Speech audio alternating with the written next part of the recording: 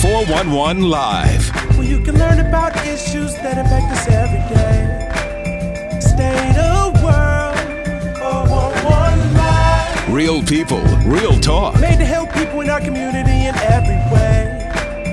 Boy, your girl, 411 Live. Hello, and welcome to another edition of the 411 Live. Real people, real talk. I'm Beverly Taylor. In these podcasts, we focus on human trafficking, specifically sex trafficking. It's not just a Milwaukee problem. It's not just a Waukesha problem or a Kenosha problem. It's not just a Wisconsin problem. Sex trafficking is everywhere. These podcasts are designed to bring awareness to this problem of sex trafficking and to promote healing for the victims. Sometimes we don't know about a victim of sex trafficking until they walk up in a hospital in crisis. Today, our topic is a victim in crisis. We have a special guest joining us, Cyrena Martin. She is the community wellness advocate at Mahogany Cares. She's also with Aurora, Sinai, and there she is a sexual assault, domestic violence advocate. Now, we have a lot to talk about with her, and she has seen a lot. I want to also invite you, as you're watching or just listening, to send us your comments, your messages, your suggestions. We want you to be a part of this conversation. Cyrena, thank you for joining us. Thank you for Glad having to me. help you. We have a lot to talk about because we have spoken earlier about so many things that you deal with, so many things that you see that, of course, we're not aware of. I was talking about when people, victims in crisis, walk up into, say, Aurora, Sinai, your job as an advocate, what do you do? How do you maneuver this for the victim? Absolutely. So as a victim or survivor, you know, everybody doesn't want to be called a victim or even a survivor if they're still haven't really. It's a time in their life. They've never been through anything like this before. They're angry. They're sad. They're pain, just a lot going on. So we just welcome them in. We introduce ourselves and let them know that they have a legal right to an advocate, somebody to be there for them for whatever decisions that they're making. We have a lot of options for them as they come in. Not everybody's in the same place at this emotionally or ready even to make these big decisions, because a lot kind of happens when you walk into that hospital not knowing what's going on. So we just try to help them and guide them through the process. We kind of ask them, hey, you know, what are you thinking? Did you want to have police involved? Did you want to report this? As if you're an adult, you do have the right to make that decision. You can say, yes, please, let's, you know, and we'll actually call the police and have them meet us there so that we're with them through that process. It's a lot of questions, and sometimes it can be a long day. So we want to be with them and make sure if they need a break or if they're not understanding something, or why would the police or somebody ask me these questions? We want to be there and be just kind of their support system. Does it take them a while to say, I've been sexually assaulted, or exactly what's going on when they're there? Because you know there's a crisis because they came. Correct. But are they able to verbalize exactly what it is right away? Not always. They do check in with the hospital. So we pretty much know they're there and there's been an assault, a sexual assault. So they kind of screen that for us and triage a little bit. But we don't want to go in full force with all these questions and invasion of their privacy and shame, embarrassment, and all those things are kind of running through their head. So we just say, hey, you know, I'm here for you. And then we actually have a private space. So that's utilized where we, away from the hustle and bustle, all that traffic of the emergency room, we have a healing center. So that's kind of a little more welcoming, a little more of what we're trying to do.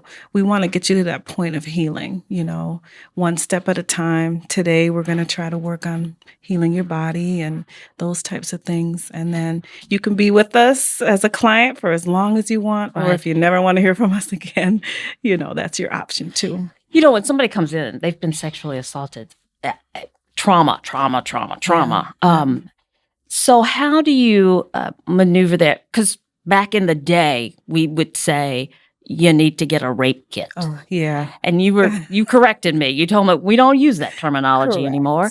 It's forensic even evidence or exam. forensic. Okay. Well, maybe just, forensic exam. Mm-hmm. Try to not, those words, they're old school, as we talked about a little bit on the phone. We don't really want to use that. Sometimes we are seeing individuals who are a little bit younger, and that just to take that kind of that word out of it, it'll ease people's minds a little bit. Like, hey, you're at the hospital. It is going to be more of an exam than like, what is a kit, a rape kit? They may not even identify as being raped. So we don't want to use that type of language. And that collection, that forensic collection, Correct. sticks around. You guys keep it for a while. Is that correct? What happens is when a patient decides that they want to have DNA collected, forensics, then if they're going to go with the police and there's going to be an investigation, then right away that would go to Madison. And then they would test that and have those results back. If someone decides or doesn't decide, they're like, I don't know what I want to do. It's too much today. I don't know yet. You can still get the evidence collected. And then it is held up to 9.5 years. You have 10 years to actually make that decision. So it's stored safely and confidentially. And they have that information. It's theirs. It's not ours. So they have the rights to it. So if they do want to do something with it in the future, they can definitely do that. Yeah. Because I guess in the midst of that crisis, that's just one of those things that maybe you're not ready to make that decision. And we have to remember with sexual assault, 75 to 80% is someone you know. So you're making a big decision to press charges, and families are involved or significant others. It could be, somebody you know really well, which that's a hard decision to make in the midst. You're overwhelmed. There's so much going on. You're still healing mind, body, and soul and trying to figure all this out. So that and then, everybody doesn't want to, press charges and get the police involved. That's kind of a long process too, going to court and. Right. Now you work, I guess, 5 days a week. Yes. So you are seeing these people come in crisis. What kind of number are we talking? Yeah, myself, and we have a total of 5 advocates. And then there's nurses. I think we have around 15 nurses. So on a weekly basis, we're seeing 10 or so patients a week. So that's, we're in the 40 to 50 range a month. Oh, wow. Of those, how many would you say may have, it may be a product of sex trafficking? I would say between a quarter and a half of those patients, And may not identify as that or even know what that is, you know? And we have to tread lightly with that. We don't want someone feeling any pressure or judgment or any of those things. We want them to really, when they decide to either make a decision or to get further assistance and resources, we want to be the first ones that they call or come back to, or even come back to the hospital, whatever it is. We do follow up, once we do see a patient. They're our patient, and we check up on them. If they need other resources, we want to be there for them. And with like the human trafficking and sex trafficking, sometimes it is financial, I've done resumes, my co-partners, we help with getting jobs, leads, whatever it is, because it's bigger than just that day. This has been their life. Oh, so you guys provide a lot of resources for them. Absolutely. You go well beyond the medical part. We really do. We try to be there as a support. And that can't be done in just one visit. Right. As we know, we go to the doctor, we may have different feelings and stuff after we leave. So we follow up as long as they allow us to. We ask for permission. because we don't want to be calling somebody, all the time. But they have needs that we can help with, whether it be getting a primary doctor, whether it's, where they live, maybe they need to move or have different challenges with whatever it is. We really do try to assist. What you mentioned sometimes they don't know that they're sex trafficked. Yeah, absolutely. So how's that conversation going? How do you have that conversation? Yeah, we don't want to label it that. Yeah. We want to make sure that they're safe. Mm-hmm. And in that type of questioning, hey, do you have somewhere that's safe to go when you leave here? Where is that? Can we help you get transportation somewhere? Where are you going when you leave here? Sometimes it can raise some red flags. With youth that we're seeing, there's red flags and dating in different ages. People are dating, they're thinking it's love, and items are kind of, they like the nice things. And those, sometimes you can be easily influenced with items and survival, Right. Yeah. Okay. So we just want to kind of have those questions. Okay, are you working? We want to know, where are you? How are you supporting yourself? Exactly. All those kinds of questions lead to, okay, and we have our radars on where we're like, okay, this is a red flag. This is a possibility.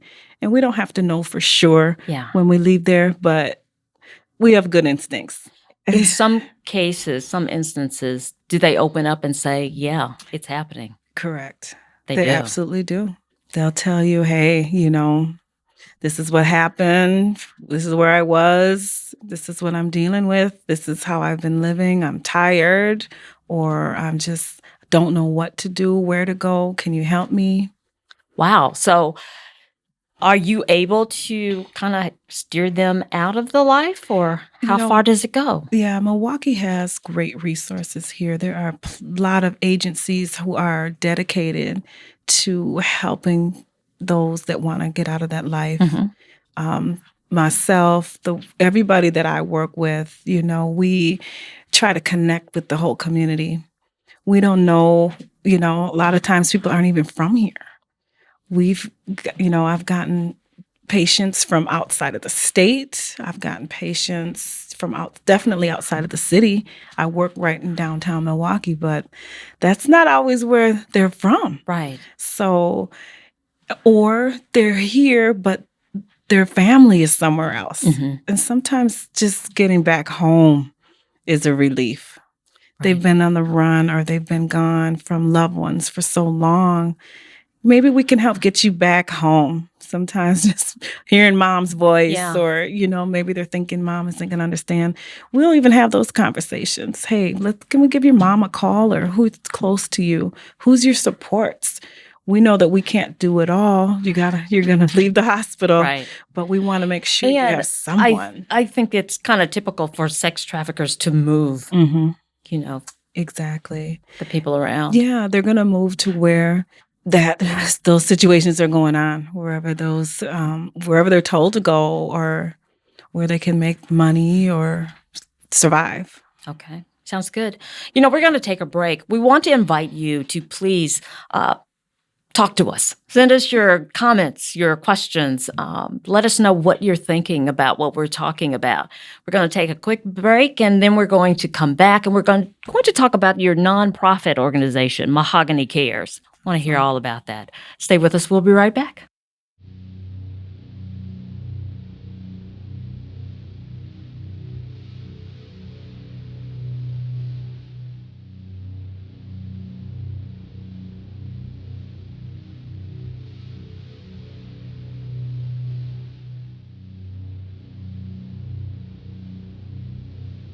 Human trafficking is a global issue that is happening locally.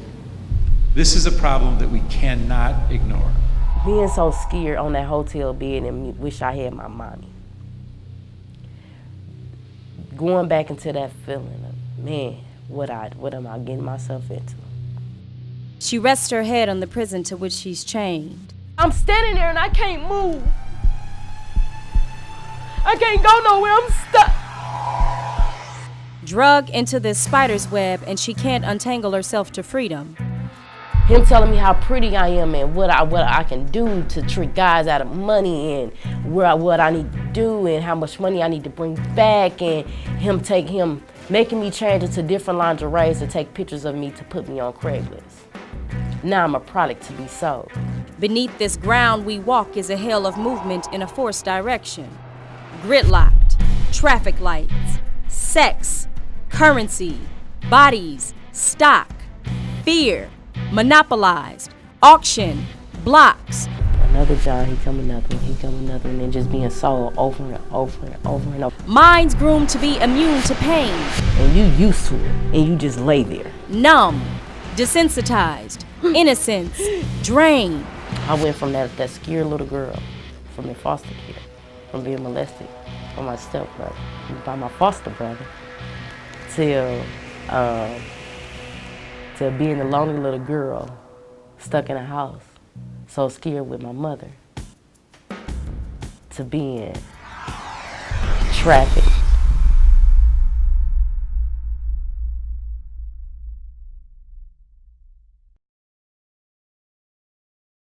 We're back again with Cyrena Martin, and we are talking on when a victim is in crisis.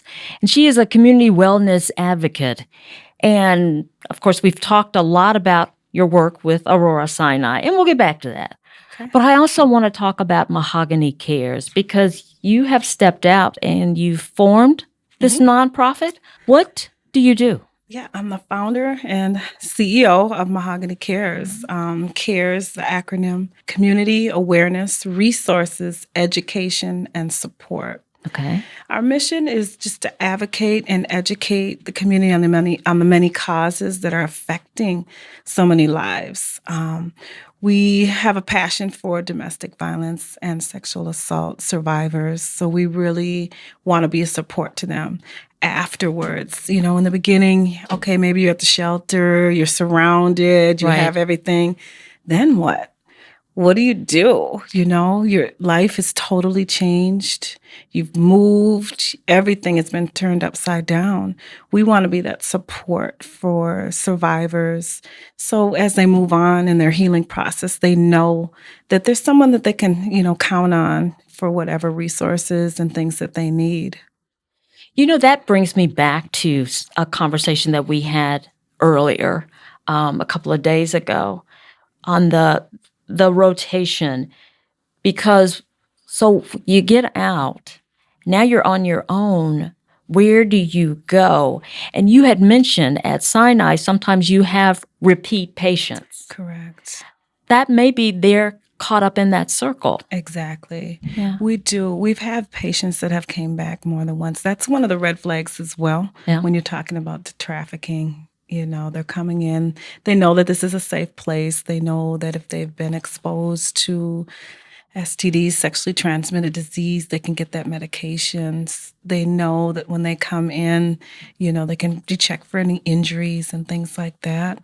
So that's what we want to do at Sinai. Definitely make sure that they know that, hey, you know, this can happen more than once, or this is a safe space. And, you know, hopefully we can get them some more resources and try to avoid in the future. It sounds like Mahogany Cares complements what you do at Aurora Sinai. Absolutely. We just want to educate the community. A lot of survivors, meaning families of someone that's been in domestic violence, they say to me, well, I kind of thought something was going on, or, you know, the black eye or different things. But what should I do? Should I say anything? Why won't they leave? All those kinds of things. We have a community that wants to help, and sometimes they don't know how. So we want to educate families, the community, everybody on, you know, looking for those red flags and being a support right in your home. It's not okay.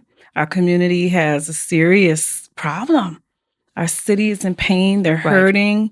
Hurt people. So we've got to figure out a way for this to stop. And that prevention and awareness is a big piece of that. So when we're talking to, you know, families, they're like, oh my gosh, I could have done something, or They I just did didn't call know. me. Yeah, they Yeah. called me in the middle of the night, but I was sick of it. Or they called, sometimes, and it's just a lot of patience. There's so much emotional that goes into domestic violence and the sexual assault, the human trafficking, where people, they're not themselves. It's almost brainwashed, or they're kind of under a spell in a way that they don't know how to get out. They don't know what to do. Right. And it's dangerous to leave. Right. And if that family does not give them the right response, They go back. Yeah. Exactly. They go back. Exactly. So we want to be there to just kind of educate not only the survivors, but definitely, it's not something that you're being punished for. This is something that happens. Hurt people. Some people think it's okay. They weren't taught any different. Right. They've been around it all their life. Their parents may have gone through it, their grandparents. This is a tradition almost. So we need to break that cycle. We can start something new. We need to learn how to love, honor, and respect each other in all relationships. Right. I guess awareness is key. Yeah. You know, That's a good place to start. a good place to start. That's a good way to put it. When we were talking about your work at Aurora, Sinai, and you kind of being that first line for the person in crisis who they would see and talk to. And I would imagine someone coming in who has been sexually assaulted or been in a really bad sexual encounter, coming in and being checked out medically, Yeah. for that forensic collection or whatever. Do you have to talk? You talk to that person, I say victim for lack of a better word. Do you then have to go to the medical personnel and say, okay, this person is going to be real sensitive about this? Yeah, that's correct. When a person comes in, we'll just say patient. How about that?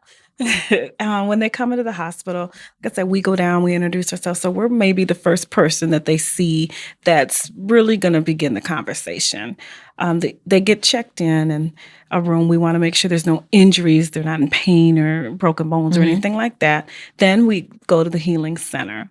So our healing center, everybody there is well informed. They've worked with patients. They know exactly what's going on. So I'll say, my nurse will be in here in a moment, and she'll do some explaining about medications and what the exam would look like and your options for that part.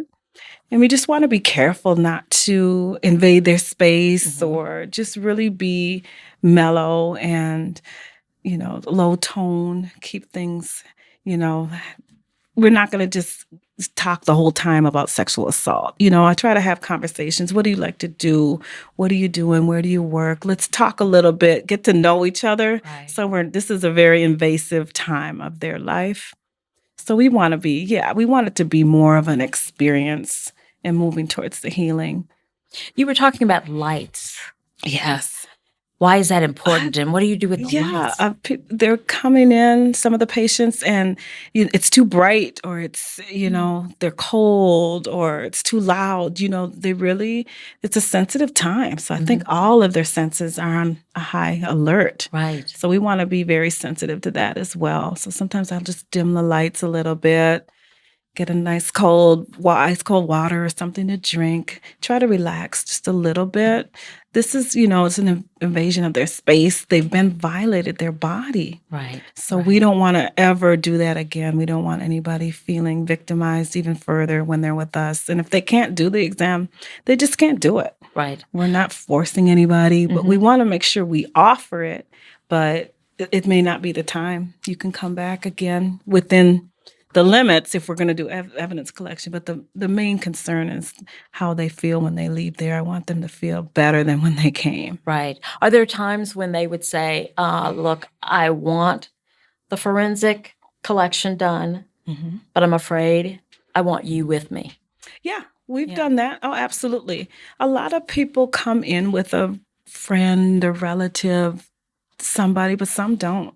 So I can be that person. Hold their hand. I've turned on some music, some India RE, whatever it takes. Everybody's different. Yeah. You were saying that you guys get, 40 to 60 of these patients a week? A month. A month. Mhm. Any surprises?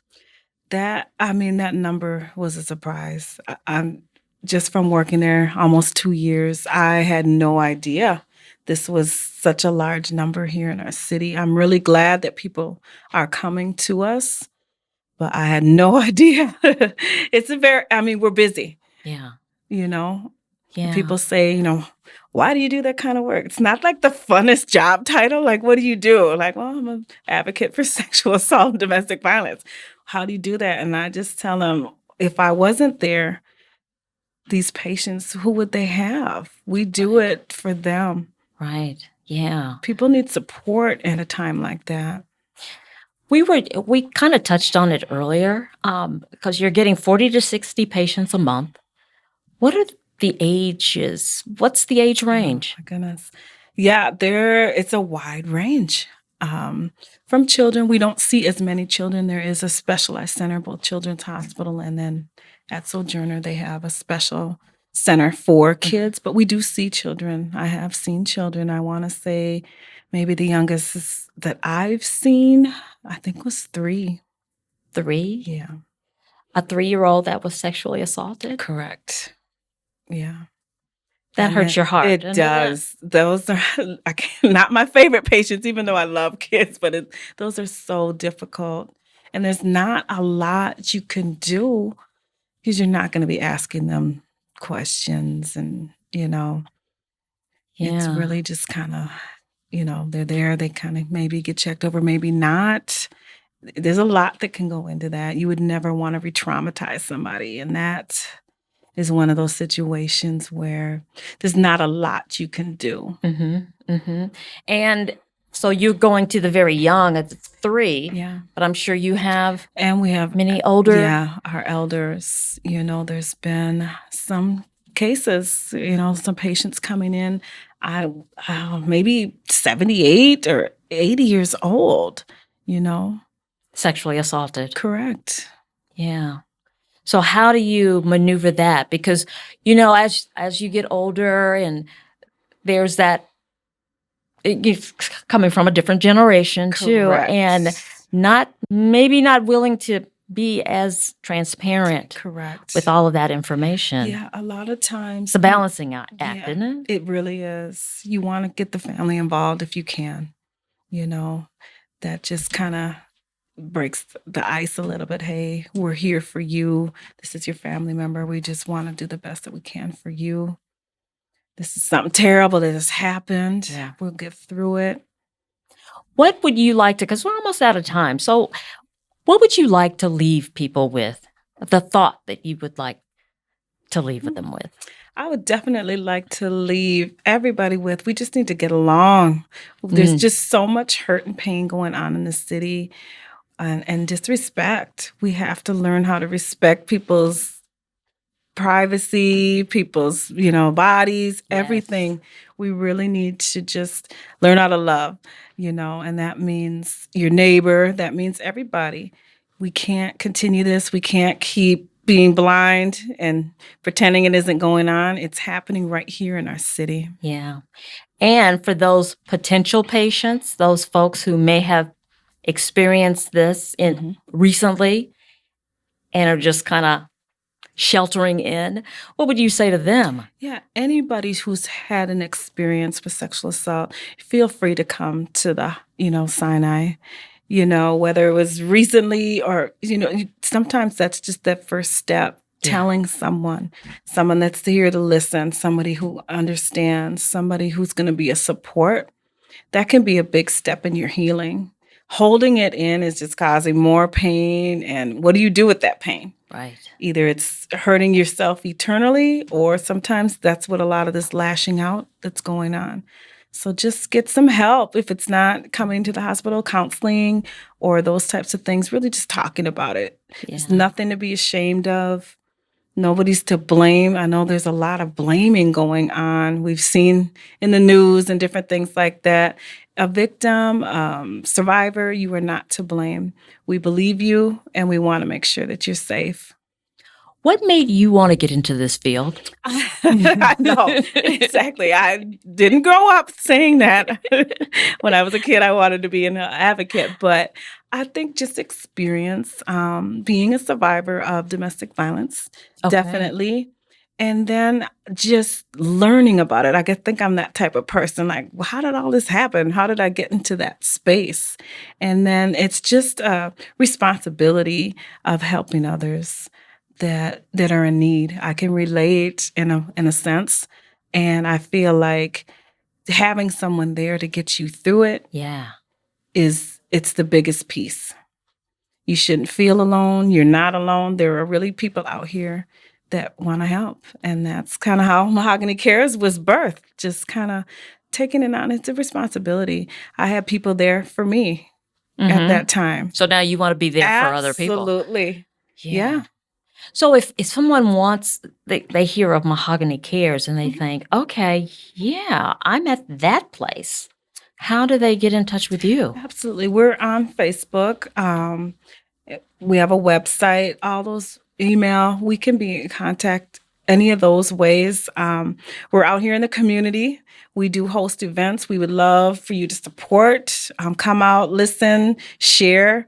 We are really open to just gathering the community as one and just working on ending domestic violence and sexual assault in our community. So people, they come with ideas, creativity. We try to do things different, not just lecture, but really learning about it. But we've been talking with youth, the teens, they're absorbing everything. So we need to pour into them some information and red flags and different things like that. And just ask. Like I've had some people like asking me like, oh, you could have did it. Just make that call. Just go for it. If you see something that's not right, it's not. Yeah. It's okay to help. Nowadays, we don't want to get involved. We want to, we have to get involved. That's right. We've got some changes to make. I want to get back to the teens that you're talking to, but I also want to encourage people watching and listening to send us your comments, your questions, because we want you part of this conversation. The teens that you said, you're encountering, are they giving you, asking questions, or are they telling you about their experiences? What are you finding with them? It's all of that. I've raised 2 daughters, and that was one of my biggest fears, them being trafficked or, it was very scary, We've had incidents. We were able to talk about them, but because we knew the information, right? They were solicited, people by women and girls, their age. So you really have to be on alert. We have to talk to these youth. It could come in many different ways. It's not somebody jumping out the bushes.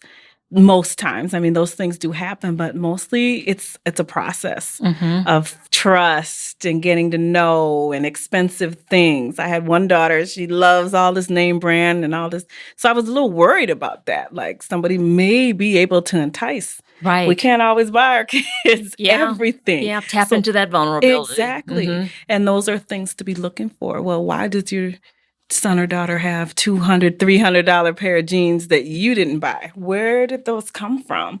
Different things like that. And in talking to the teens, absolutely, they had great questions. We talked a lot about social media and pictures. We can empower ourselves through face pictures, not your body and, different things like that. We don't want to ever put that out on Facebook because it's the World Wide Web. Once it's out there. It's out there. It's it. And I gave them examples. Somebody had used my picture as their profile picture, a male somewhere, and then they were friending all of my daughter's friends. Oh, my goodness. So that could have been, I reported it. We really, just little things that you're thinking, oh, this is just fun and games. It's Facebook, but it could really be serious. Dangerous too, right? Exactly. Exactly. So the teens, we have to sometimes put it into social media and how we're speaking to them, give them examples of real life situations that are happening. Absolutely. Oh, my goodness. Someone stole your identity, Yes. basically. Yeah. Exactly. Yeah. So they'll do it for the youth, or, even having your picture. You don't want that sent all over. You didn't get permission for it. Yeah. And we're taking pictures all the time, Yes. telling where we are at all the time, Yeah. all times. And people are just Yes. having that access. Yeah. That's a little scary too, that We people work- don't think about. Yeah, we work a lot with that with our survivors too. And, as an advocate, people are like, well, what do you do? You're not supposed to know what I do. My patients and clients, they're confidential. I'm not exploiting them. I'm not sharing their location pictures. When you're helping somebody, there's no need for that. This is their private life, and it needs to remain that way.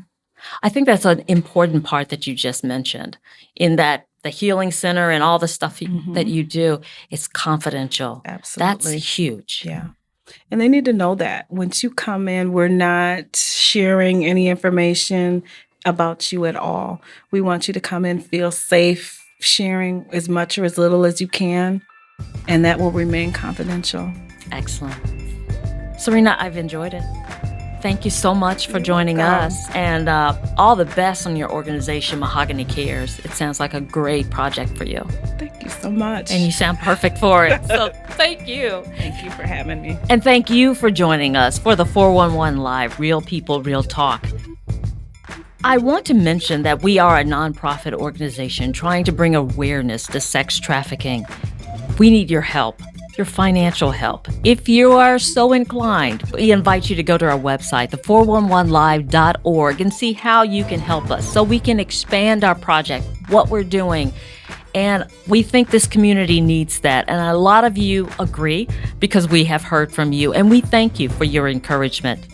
You can go to the411live.org, see how you can help us out in donations, and you can also find out more about this podcast and the previous ones. We are expanding our exposure. We are now on iHeartRadio Podcasts. You can also find us on our YouTube channel, Twitter, Facebook, and IGTV. We're expanding, and that's a good thing. I'm Beverly Taylor. This is the 411 Live. Real people, real talk. See you next time.